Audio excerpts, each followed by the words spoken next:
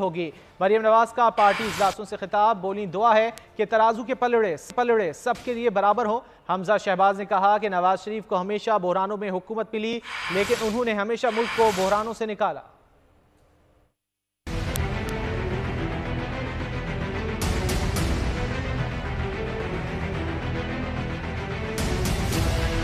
मरियम का पार्टी के मुख्तलिफ विंग्स के इजलासों से खिताब, नून लीग के मरकजी रहनुमा हमजा शहबाज भी इजलासों में शरीक।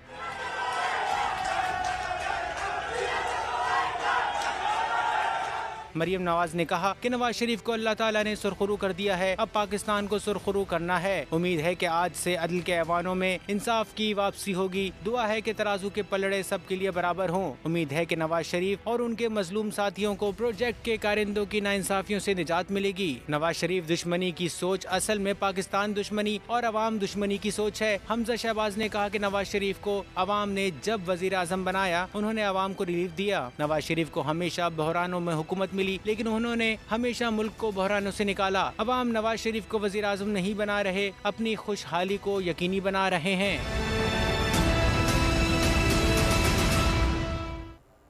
और पीपल्स पार्टी से मुतालिक बयान पर